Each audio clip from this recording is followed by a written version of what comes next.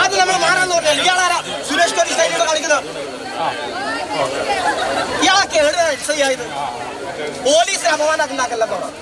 Kerala government nurse association march തടയാൻ കളക്ട്രേറ്റിന് മുൻപിൽ ഒരു പോലീസുകാരനും ഉണ്ടായിരുന്നില്ല. തുറന്നു കിടന്ന ഗേറ്റിലൂടെ സമരക്കാർ അകത്തേക്ക് കടന്നു.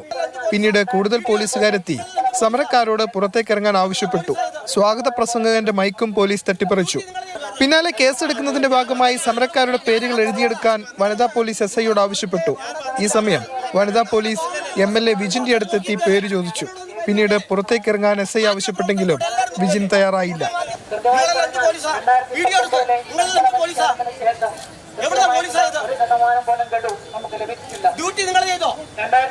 മോശമായി പെരുമാറിയ SIക്കെതിരെ നടപടി വേണമെന്നും വിജിൻ ആവശ്യപ്പെട്ടു. SIയുടെ ഭാഗത്തുനിന്ന് അദ്ദേഹത്തിനുണ്ടായ ഒരു വീഴ്ച അത് മറച്ചു വെക്കുന്നതിന് വേണ്ടിയിട്ടോ അല്ലെങ്കിൽ അത് അങ്ങനെയല്ലാതെന്ന് വരുത്തി തീർക്കുന്നതിന് വേണ്ടിയിട്ടോ അദ്ദേഹത്തിൻ്റെ ഭാഗത്തുണ്ടായ വളരെ മോശമായിട്ടുള്ള ഒരു സമീപനമാണ് അവിടെ ഉണ്ടായത്.